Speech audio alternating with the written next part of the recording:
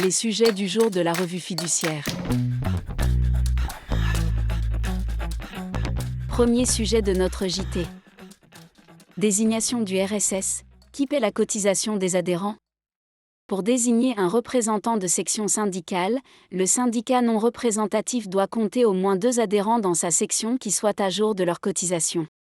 Dans une décision du 31 janvier 2024, la Cour de cassation autorise le paiement de ces cotisations par le RSS lui-même au profit de ses collègues, à charge pour eux de le rembourser d'une quelconque manière, chèque, espèce, comme dans cette affaire, etc. L'employeur soutenait que la section syndicale n'était pas constituée étant donné que les salariés n'avaient pas payé personnellement leurs cotisations avant la désignation du RSS. Cet argument n'a pas fait mouche. Deuxième sujet de notre JT. Étude du comportement des micro-entreprises sur Internet. Selon la taille d'une entreprise, son équipement numérique diffère, en particulier l'accès au web. Il ressort d'une récente étude de l'INSEE que 82% des micro-entreprises disposaient, en 2022, d'un accès Internet contre la quasi-totalité des entreprises de taille supérieure.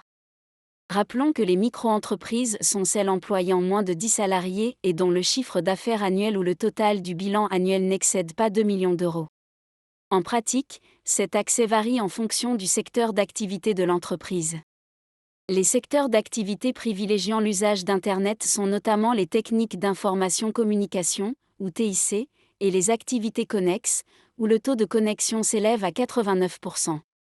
En revanche, dans le secteur du transport et de l'entreposage, ce pourcentage chute à 73%. En outre, les micro-entreprises recourent plus fréquemment aux médias sociaux qu'à un site web.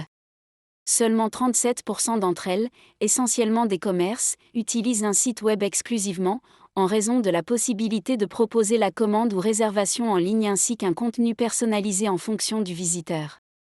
Parmi les micro-entreprises connectées, seul un quart d'entre elles imposent des mesures de sécurité, quand les entreprises de taille supérieure sont plus de la moitié à le faire. Pour autant, elles connaissent moins d'incidents de sécurité informatique. L'étude de l'INSEE conclut que les micro-entreprises des TIC s'en sortent le mieux d'un point de vue numérique, sans surprise du fait de leur secteur d'activité. Troisième sujet de notre JT. Option pour la TVA. La location de locaux nus à usage professionnel est en principe exonérée de TVA. Le bailleur peut néanmoins opter pour la TVA en adressant un courrier au service des impôts dont il relève.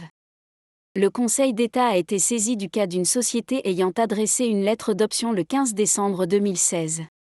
Indiquant dans cette lettre que son option prenait effet rétroactivement au 1er janvier 2016, la société déduit la TVA relative à des dépenses engagées durant l'année pour l'immeuble qu'elle entendait donner en location. Les juges ont validé la remise en cause par le fisc de la déduction de la TVA sur ces dépenses.